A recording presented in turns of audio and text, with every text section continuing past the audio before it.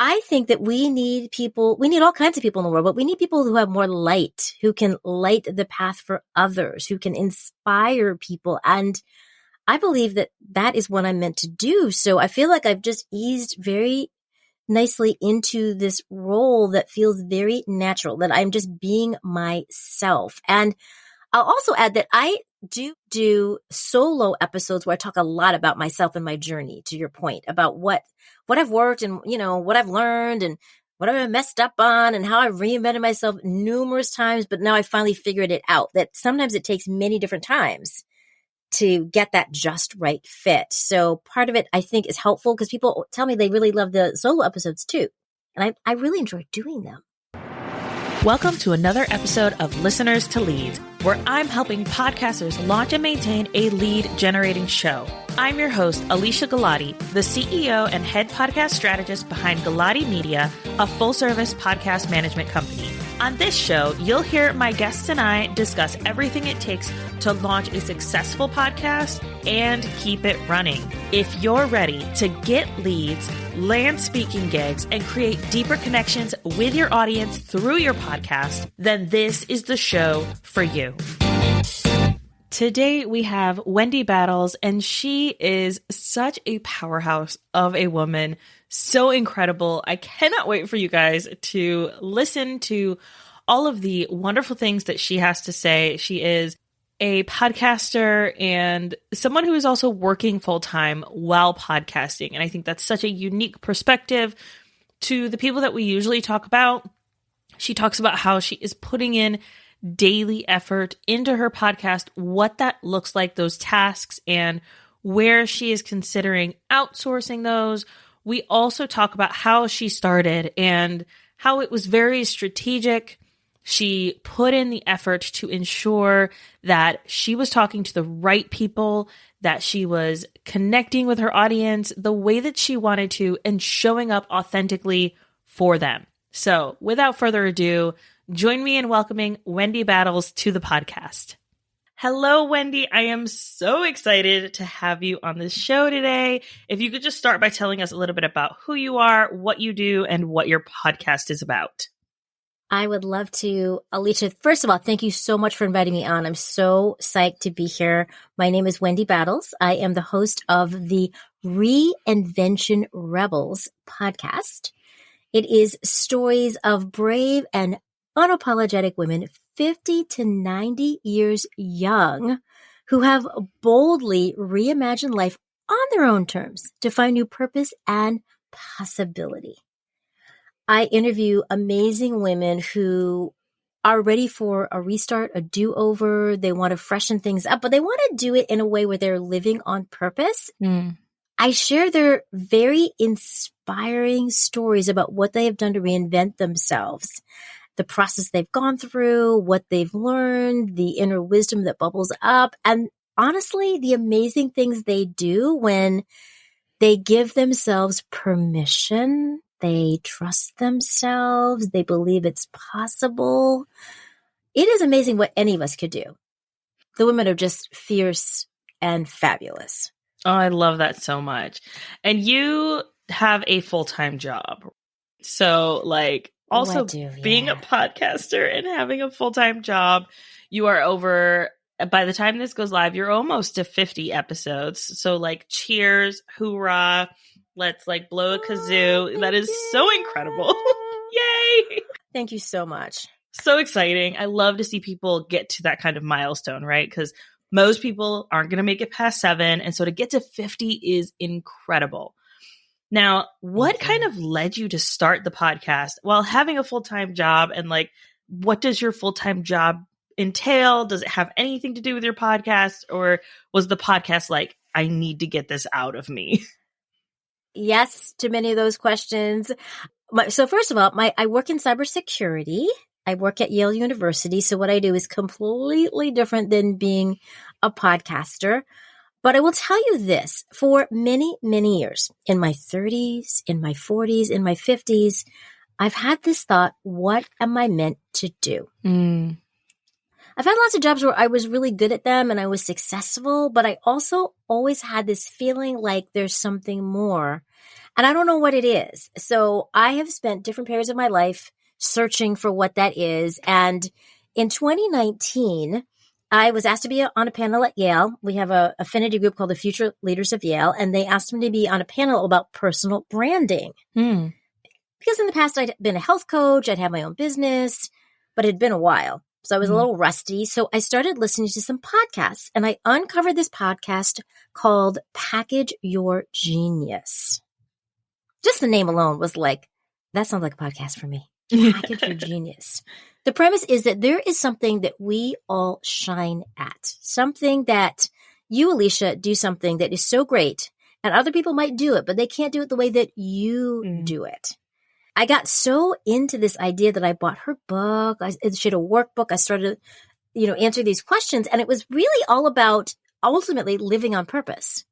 And by answering these questions, I began to realize that I love working with women. And now that I was 50 something, I was like, well, I'm a midlife woman moving on up. And I love the idea of empowering women. And I got on this idea about just how women are perceived, older women in our society, which I really don't like, the sort of narrow idea of what women can do as we age. Yeah. So I got onto that idea. And one day, a few weeks after answering all these questions and spending a lot of time being quiet, one day I was meditating and I heard Reinvention Rebels. I was like, what? Reinvention Rebels. I had no idea what that was, but something told me, Wendy, you better write that down. I didn't know what it was. But over time, just being quiet, tapping into my inner wisdom, I got this idea it was a podcast. Now, Alicia, I love podcasts. I have been listening to podcasts for a while, but did I know anything about producing a podcast? You probably know the answer is a big old no. But I just feel like, though, that when we decide on something, when it becomes clear to us, when we get that kind of clarity and we have the desire and intention, things unfold in amazing ways. It ends up like I just happened to be listening to this podcast that someone was advertising this training they were doing for people that want to start a podcast. And I signed up. That's how I started to figure it out. And that was in October of 2019 that I signed up. I thought I could start it in January. I had no idea what I was doing, but I started literally going through this step-by-step process. And that's what told me, Wendy, you need to just figure it out. Don't rush through it. Take the steps to figure out, like, who is your ideal listener? How are you going to position this podcast? Who are other people that have podcasts about midlife or older women? Are there podcasts specifically that focus on reinvention? Because there are a lot of podcasts for midlife women, but there aren't necessarily a lot about midlife women between 50 and 90 reinventing themselves. So that was a different take on it. Yeah. And it took me, it was during the pandemic. So it took me a while to do all this work while I'm, working my job remotely now and all these other changes. But I did start it in October of 2020.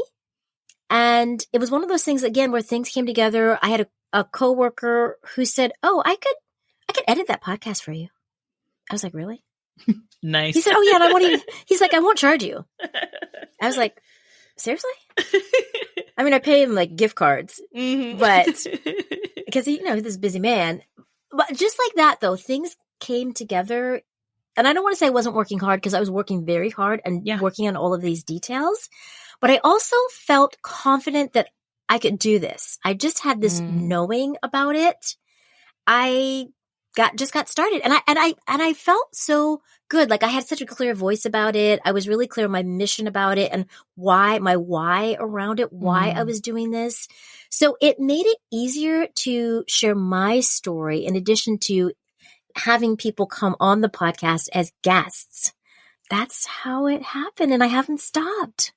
I love so many things that you said here. And we had a person a couple weeks ago, Danielle Ireland of Don't Cut Your Own Banks, where she talked about starting messy, right? And just like throwing it at the wall and hoping that it's going to work out. And then being like, well, we just got to keep on keeping on with this.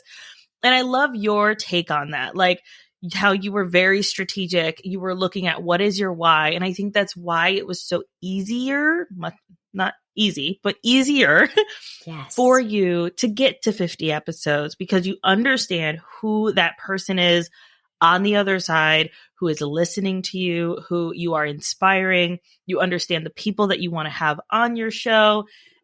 It doesn't feel hard, like it's pushing and striving and like, okay, we got to make this conversation work because I don't have anything for next week, right? Because you already know. You know exactly who you're talking to, what you need to say, and how you want to inspire them. Oh, I love that so much.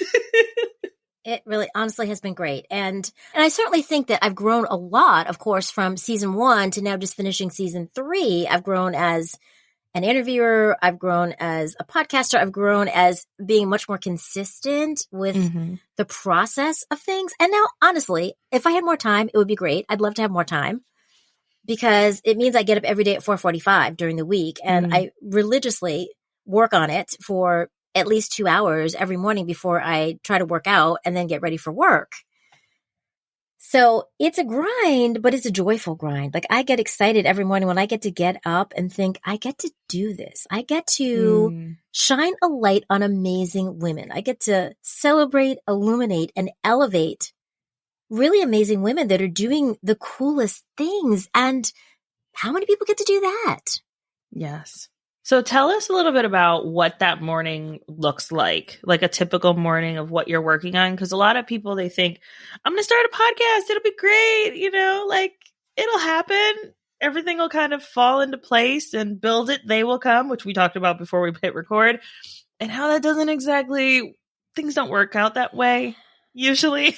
Yeah, they don't. They don't. Well, I would say that I have tried different strategies.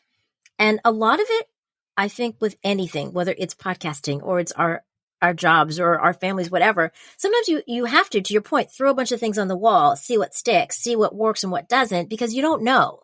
You don't know your rhythms. You don't know when you maybe feel your best. I do know I feel my best in the mornings. I have the most energy.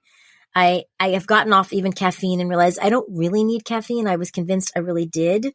And I was like, oh, I don't actually need that. So I try to time block so that there are, you know, like on Tuesdays, I try to do outreach to potential guests or follow up to guests, where on Friday, because my episodes come out every other Thursday, I've gotten so much better about getting things done further in advance because it used to be season 1. It was like, all right, well, it's coming out tomorrow and I'm waiting for the file from Andrew, the editor, and I'm still trying to work on the show notes. And and I try to get it ready so it launches first thing in the morning, but sometimes it might be in the afternoon. Then in season 2, I was like, all right, well, I'm going to just switch the day up, then I'm going to release it. I'm going to plan a little further in advance. So I did that, but girl, in season 3. Now, I'm not saying that it's all perfect because it definitely is not. However, I've gotten to a place where I try to write the show notes the Friday before instead of writing the show notes on Wednesday night, or then it got to be Tuesday night. I was like, if I can target writing them on Friday, and I've gotten really efficient about writing the show notes. I've got a really great consistent format that works for me. I do a lot of, I pull people in a lot, both on social media and even in show notes with questions, with poll questions. Have you ever considered what it would be like if you could do anything in the world after 65? You know, things like that, right? So I have my whole rhythm with that. Now, at the end of the season, I will say that I was really busy. My mom has been ill. I've been very wrapped up with that. So, you know, life happens. And even when we have our best laid plans, it doesn't mean they always come to fruition in the way we want. But I've gotten into a much better rhythm. I certainly have had this idea that I'll take brief hiatuses between seasons for maybe 4 to 6 weeks. And every season I'm like, okay, I'm going to record like all of my episodes. You know, that doesn't happen. That's like in my mind. I have this, I'm going to get 6 episodes recorded, at least the interviews recorded, because I'm trying to always refine the process to, you know, record the interview, then make this spreadsheet I give to the editor with the edits and get that a little tighter. So I'm still working on some things to get them tighter, but I know that on Monday mornings, I always write my social media posts. I try to write them for the week. And that's the first thing that I do that day. So I try to have things I do on particular days where it's consistent and the lines get a little blurred sometimes, or you're away and it doesn't quite happen. but I'm definitely refining it. And I'm hoping that in season 4, I can take it, to another level, because I'm still spending a lot of time on all of the production aspects of it and not as much time as I would like promoting it. I mean, I do like some serious promotion, but just in terms of other ways to grow it, to appear on other people's podcasts, to do more outreach, to maybe think about advertising in some of the directories where they can feature you, that kind of thing. Yeah. So those are the things that I would like to do more of, but I find it a challenge because I am spending a lot of time on the production part of things. Yeah, that's what I do find that people tend to struggle with is like, depending on where their focus is, right? So what your goals are for your show. If you're someone who is more particular about how your show is presented, that production element, is it that level that you're looking for? Is the quality there? Those kinds of things. Like we have clients who they're on both sides where one might be like, nope, as long as it is produced and quality and like, it's not going to hurt anybody's ears, then that's what I want. Right. Whereas others are like, repurpose this live I did. It doesn't matter that like my kid's running around in the background and then let's promote the heck out of it. So like it really just, yeah. my brain hurts. I can't listen to podcasts anymore because it hurts my head, but my ears are little divas now because I just go into listening podcast episodes, already editing them in my head. So I'm like, cut that. So yes, I gotcha. We only listen to one show in our house, and that is the Greeking Out by National Geographic Kids. My kids love it. So that's what we listen to. It's highly produced. It's lovely. Yeah. I'm thinking, one day, and I think it's great to listen to lots of other podcasts, which I know is hard when we're podcasting because there's not a lot of time, but I'm doing a pretty good job of listening to other people's podcasts. Everything from, small indie podcasts like mine to people that are highly produced because it gives you ideas. Yeah.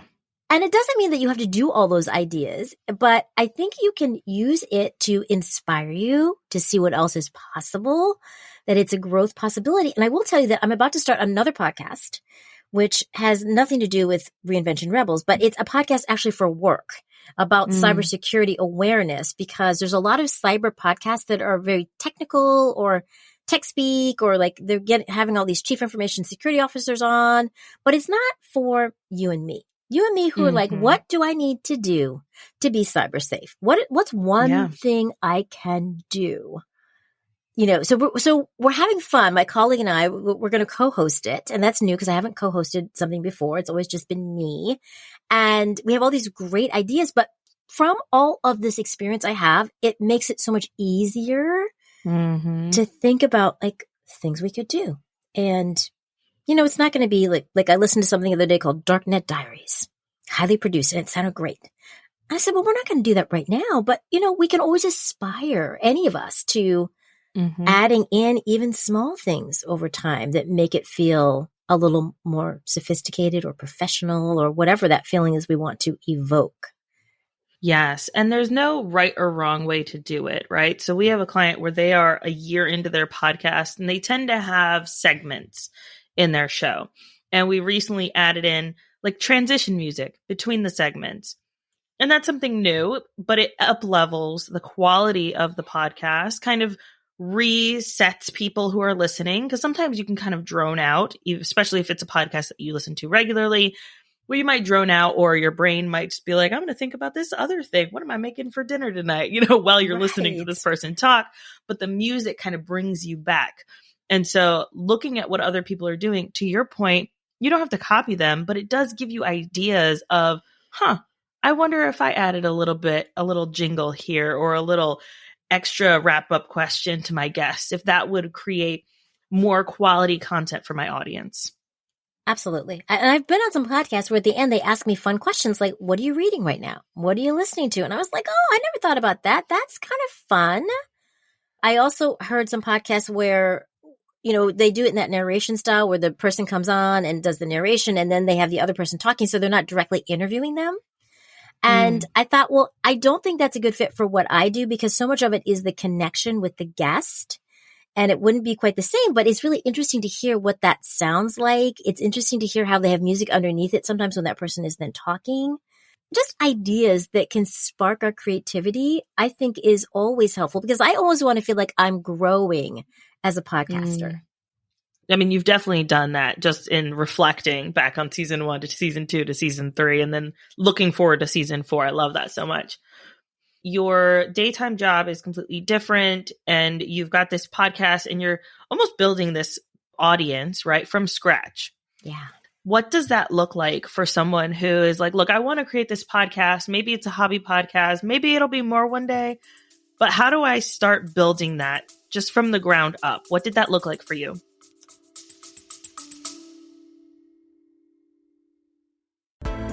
You put your heart and your soul into your show. And I want to help you reach all of those potential listeners out there.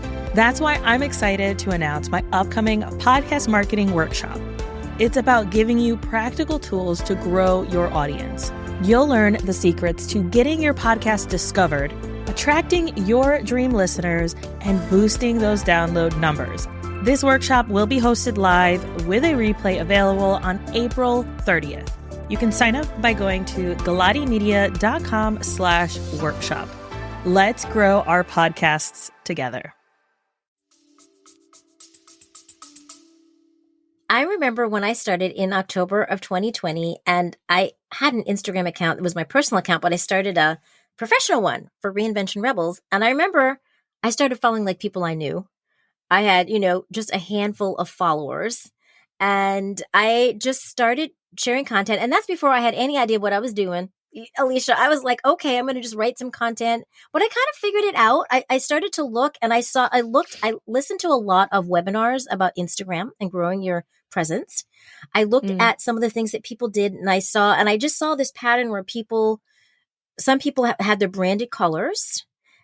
For some reason, it clicked with me, this idea of something about the podcast, whether it's, sometimes it's a promotion about an episode. Sometimes I do a lot of inspirational quotes, things about reinvention, that kind of thing.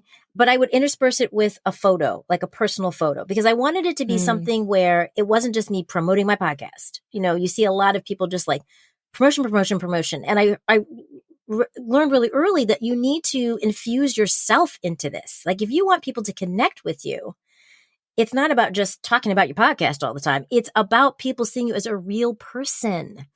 And I think that's been part of the key to my success. I love to write, and I write things. I don't know. I found my voice so easily in doing this. And before I was thinking, I don't know what I could ever talk about or write about. And this just flows out of me with so much ease. I learned that you pull people in by asking questions in the post. So I always start with a question and I end with a question. So I've done a lot of building engagement just from this style of, and people always look at, they're like, oh my God, I love what you're doing. Like, I love the presence. I love your grid. It looks like so beautiful, but you have real content. It's not just posting ridiculous things. Like I actually write, I probably spend too much time doing it, and not that everything is super long, but so I have this, and I figured out, well, the Thursday before I'm going to launch the episode with this guest, I'm going to show one of their photos with a little teaser, just like a written teaser. Like, so I've gotten in a really good rhythm so that I kind of know on Mondays, I try to do this. On Wednesdays, I try to do this. On Fridays, I do this. And then, Tuesdays, Thursdays, and Saturdays, it's like a photo, but where it's something else that's branded on the other days, but it's not like promotion. Things that would inspire people, get them excited. And that's really how I've built this presence. And I have to tell you, so many, like I was just on someone's podcast that came out on Monday. She found me on Twitter. So I know one of the things I've heard is just focus on one platform. And Instagram is my really go-to, like my main platform. But honestly, I really like Twitter. And I don't spend tons of time on it, but it's enough that people are like, oh, can I be on your podcast? Or will you be on my podcast? But I have a different presence on LinkedIn, which is, part cybersecurity, but part also podcasting, where I've developed this really good following there. So, it takes time. I think the thing about social media is it takes time and you have to be in it to win it for the long haul. This is not, you're going to start posting about your podcast and like thousands of people are going to start like going to your link tree and then listening to like, it doesn't work like that. You have to build that rapport, that like know, like, and trust factor where people feel like they know you and they're connected to you. And I share so many things about my life too. Like one of my big goals is to do a TED Talk, and I was just an MC for TEDx New Haven. And now I'm going to do my TED Talk in December. And Yay! I'm so excited. Congratulations. So those are the kinds of things that I share. It's not just all about the podcast. And for me, that works really well and has made a huge difference in just building this presence where people find me. They're like, oh my gosh, I'm so happy I found you. I will say the other thing that's been helpful for me is that I've tried to join communities of other female podcasters because women support women and encourage each other. So now I'm in a group called Female Podcasters. That has been fabulous. That's been fabulous because we write reviews for each other. We listen to each other's podcasts and write reviews. We now have Instagram Wednesdays where we follow each other on Instagram. So it's been a great way to really connect with really interesting women. So another podcast that came out just yesterday that I was on, so like 2 in 1 week, which is like, oh, wow, was someone I met through the Female Podcasters group. She's like, would you come be on my podcast? I was like, sure. Who am I to say no to that? Right? Right. Who am I to say no? So I'm trying to do more of that because I know that's also in addition to like all the social media, which has really been helping with building the presence, increasing downloads, and building this community. I also am trying to work on things like being on other people's podcasts as a way to continue to kind of grow that audience. Plus, it's also fun sometimes to not be the interviewer, but to be the interviewee. It's kind of fun to turn the tables. I love both. Yes, I love it. There's a few things that you mentioned that I think I want to pull out. The first being that you started it before you launched your podcast. You started your Instagram beforehand and started creating this content that would draw in the right audience before you launched. So many people that I see, they're like, ooh, I have secrets. Secrets are coming. And I'm like, guys, first of all, I don't like secrets. So there's that. But also, if you want your audience to show up on launch day, you gotta tell them what's coming so they can get excited with you. Yes. You gotta let them know. And so many times I see people like, ooh, big things happening. Just give behind the scenes. Talk about that stuff. I also want to pull out that you said that you talk a lot about your own life and your journey and your reinvention. I love that so much because I saw a post, maybe it was an email that I got recently where it said, sometimes the differentiator is just you. The thing that sets you apart, the thing that makes your service different, the thing that makes your podcast different. Like, yeah, there's plenty of other podcasts about podcasting. There's plenty of other podcasts about women that are at midlife and beyond. But the thing that sets it apart is your voice. The thing that sets it apart is your journey, your experiences, and the things that you are bringing to the table. And one, it just made my heart all warm because it's like, yes, I love that so much. Because so often we're told like, button it up, especially as women, especially as women of color, button it up, be this way, show up this way, when now it's shown and it's proven, be yourself. And that's what draws people to you. So, love that you share those things. It's really true because people are always like, you are so inspiring. I hear this all the time. And one of the things I put on my Facebook page when I updated my profile, I just wrote my title was Joy Spreader. That's what I am, a joy spreader. I know in our dark times where there's like so much bad news, like it doesn't do me any good to talk about all the bad news. Well, one, that's just not my thing. Like I'm not going to be publicly talking about like bad news all day. That just doesn't help me, like even mentally. But I think that we need all kinds of people in the world, but we need people who have more light, who can light the path for others, who can inspire people. And I believe that that is what I'm meant to do. So I feel like I've just eased very nicely into this role that feels very natural, that I'm just being myself. And I'll also add that I do solo episodes where I talk a lot about myself and my journey, to your point, about what I've worked and, what I've learned and what I've messed up on and how I've reinvented myself numerous times. But now I finally figured it out that sometimes it takes many different times to get that just right fit. So part of it, I think, is helpful because people tell me they really love the solo episodes too. And I really enjoy doing them. I guess because I love to talk. Yes. As a fellow podcaster, I totally understand that feeling of just, put a mic in front of me. I can talk. There's no problem. Exactly. You mentioned solo episodes, and I feel like I've said I love that so much, but I love everything that you're saying so much. So often podcasters, they start a podcast like, I want to interview other people. I don't really want to be the face of this. I want to kind of hide behind the mic kind of approach people tend to have. Now, once you get to like 50 episodes, that kind of goes away, right? But in the beginning, it can feel a little overwhelming. Like, what do I have to say? Is there anyone that actually wants to hear my message? And I had a client where she was doing mostly guest episodes, and it was maybe once every 3 months that she did a solo episode. And those were her most downloaded episodes. So if you're listening to this and you're feeling a little bit of fear and you're like, I don't know, look at the numbers. Let the numbers speak to you to tell you what it is that your audience is looking for. Don't let the fear of being by yourself in front of a mic mess you up. And one thing that our editor does that I absolutely love, she has a podcast and she edits her own. And so if you're a solo editor where you're just like, look, we're bootstrapping this, awesome. She goes, hey, future Brit, can you take that out?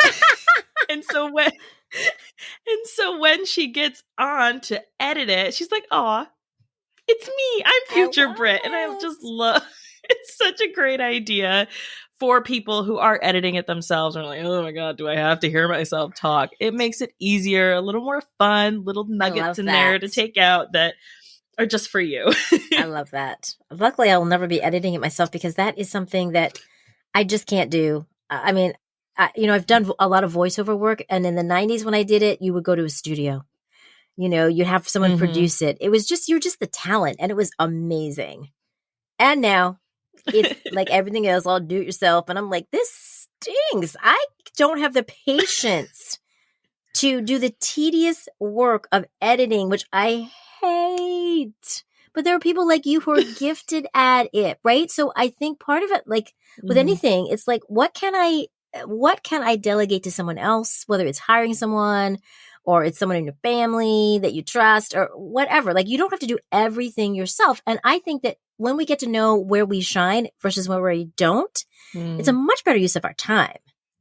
And time is always a factor, as we know. There's never enough of it. So I think we have to really lean into, where can I get help? Yeah. And as someone who is a perfectionist and totally understands that it might be hard to give those things over to someone else, you have to get to a point where your time is worth more than holding something and keeping it to you. Exactly. And I even know with social media, it's hard because I know you can hire people to write your stuff, but that's a little hard though, because no one can write. Like, I don't care how good of a writer you are. You're not going to write with my voice. You're not going to know what is in my heart and my mind in this authentic way. That is what is the connection, right? With the audience, with this community on Instagram, where we really encourage and support each other. So I think that that's why you have to kind of pick and choose. Yes, for sure. Oh, this has been so incredible. We're coming up on time. So if you could tell everyone where they can find you, hang out with you, we will make sure to have all the links in the show notes. But if you guys are just on the go, where can we find you, Wendy? You can go to my website, reinventionrebels.com. As you can imagine, Alicia, I'm on just about every possible platform and every directory for the podcast that you can find. And of course, I'm all over social media, Instagram, Reinvention Rebels, Facebook, Reinvention Rebels, Twitter, Rebels Reinvent. And I'm on LinkedIn as well, Wendy Battles. Plenty of places to find me and to listen to the Reinvention Rebels podcast. Oh, love it. Thank you so much, Wendy, for being on. It's been an absolute honor and pleasure talking to you. It's been all mine. It has been wonderful. And I cannot thank you enough, Alicia. It has been a joy.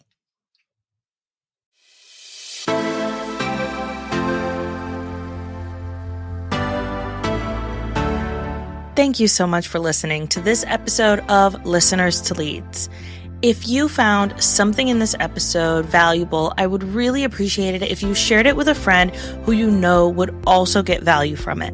Want to send me a message? My favorite place to hang out is Instagram. You can find me at alicia.galati. Let me know what your favorite takeaway was from the episode. And don't forget, turning those listeners into leads is actually easy.